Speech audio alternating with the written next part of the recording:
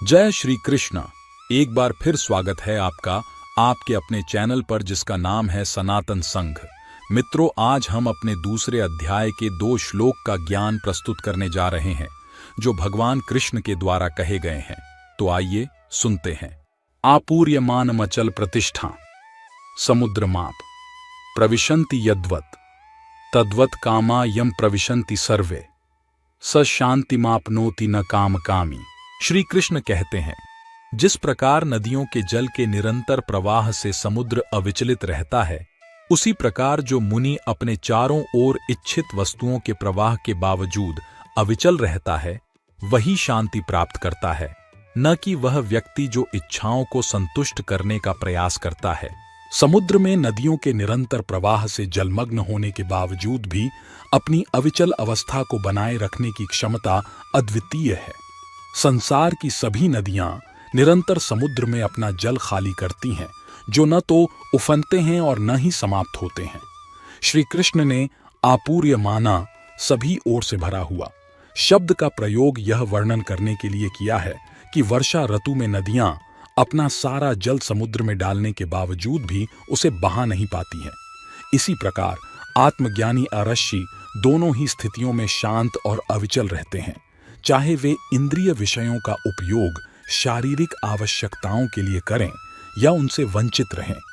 केवल ऐसा ऋषि ही शांति या सच्ची शांति प्राप्त कर सकता है। विहाय कामन्य सर्वान पुमांचरति निस्पृह निर्ममो निरहंकार स शांतिमधिगच्छति। वह व्यक्ति जो समस्त भौतिक इच्छाओं को त्याग देता है तथा लोभ, स्वामित्व तथा अहंकार की भावना से मुक्त रहता है, पूर्ण शांति प्राप्त करता है। इस श्लोक में श्री कृष्ण उन चीजों की सूची बनाते हैं जो मनुष्य की शांति को भंग करती हैं और फिर अर्जुन से उन्हें त्यागने के लिए कहते हैं। भौतिक इच्छाएं। जिस क्षण हम कोई इच्छा पालते हैं, हम लालच और क्रोध के जाल में फंस जाते हैं। किसी भी तरह हम फंस जाते हैं। इसलिए आंतरिक शांति का मार्ग इच्छाओं को पूरा करने में नहीं, बल्कि उन्हें खत्म करने में निहित है। लालच। सबसे पहले भौतिक उन्नति का लालच समय की बहुत बड़ी बर्बादी है। दूसरे, यह एक अंतहीन पीछा है। विकसित देशों में बहुत कम लोगों को खाने और पहनने के लिए पर्याप्त भोजन से वंचित किया जाता है और फिर भी वे परेशान रहते हैं। इसका कारण यह है कि उनकी लालसा अभी भी अतृप्त है। इस प्रकार जिनके पास संतोष का धन है, उनके पास जीवन का सबसे बड़ा खजाना है। अहंकार।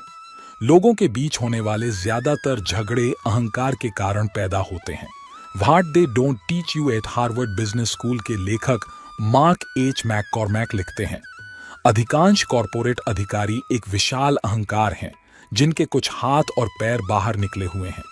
आंकड़े बताते हैं कि अधिकांश अधिकारी जो वरिष्ठ प्रबंधन स्तर पर अपनी नौकरी खो देते हैं, पेशेवर अक्षमता के कारण नहीं, बल्कि पारस्परिक मुद्दों के कारण ऐसा करते हैं। शांति का मार्ग अहंकार को पालना और बढ़ाना नहीं, बल्कि उससे छुटकारा पाना है। स्वामित्व। स्वामित्व की भावना अज्ञान पर आधारित है, क्योंकि सारा संसार ईश्वर का है। हम दुनिया में खाली हाथ आए थे और खाली हाथ ही वापस जाएंगे। फिर हम सांसारिक वस्तुओं को अपना कैसे मान सकते हैं? तो मित्रों, आशा है कि आपको इस अध्याय के दोनों श्लोक का ज्ञान प्राप्त हो गया होगा, और अगर आपको वीडियो पसंद आया है तो वीडियो को लाइक और शेयर करें और साथ ही अपने इस चैनल को सब्सक्राइब करें। मिलते हैं अपने अगले वीडियो में कुछ नए श्लोकों के साथ। तब तक के लिए जय श्री कृष्ण।